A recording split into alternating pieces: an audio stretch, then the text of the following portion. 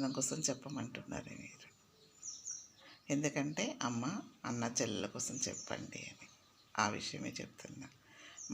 ఎక్కడో కాదు, మా ఇంట్లోనే జరిగిన విషయం. మా అత్తమ్మ 7 పిల్లలు, 4 ఆడపిల్లలు, 3 మగపిల్లలు. మా అత్తమ్మకి కాల్చేయి పడిపోయిందంట. అప్పుడు ఆ రోజుల్లో ఒకరిని కడుపులో పెట్టుకొని ఒకరిని పెట్టుకొని వాళ్ళ అన్న దగ్గరికి వెళ్ళింది. వాళ్ళ అన్న దగ్గరికి వెళ్తే వాళ్ళ అన్న ఇంజక్షన్లు ఇచ్చి చేపి బాగు చేయించాడు. బాగు చేయించి వాళ్ళ చెల్లెకి బట్టలు తీసుకొని వాళ్ళ అల్లుడికి బట్టలు తీసుకొని వాళ్ళ చెల్లెని బండి ఎక్కించి పంపించాడు.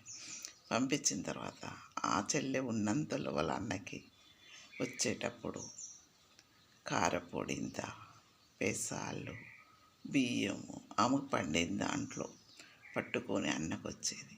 అన్న చెల్లని చూడ్డానికి వస్తే ఎక్కడ వాళ్ళ వదిన తిడుతుందని వెనక నుండి రూపాయి ఇచ్చేవాడట పిల్లలకి. ఇట్లా వెనకకు నడుచుకుంటా. అప్పుడు రూపాయి అంటే గొప్పని ఆలోచించండి. అలా ఎవరైనా ఉన్నారా మీలో? అన్నా చెల్లెల బంధం అంటే అలా ఉండేది. ఇప్పుడు ఎలా ఉంది? మా ఇంటికి వస్తే ఒక పూట భోజనం పెట్టడమే కష్టంగా ఉంది అని అనుకుంటుండ్రు. ఫోన్లలో మాట్లాడి హాయ్ చెల్లె ఎలా ఉన్నావు, బాగున్నావా, నువ్వు ఎలా ఉన్నావు అని అడిగేస్తుండ్రు. అది ఎట్లా ఉంటుంది చెప్పండి?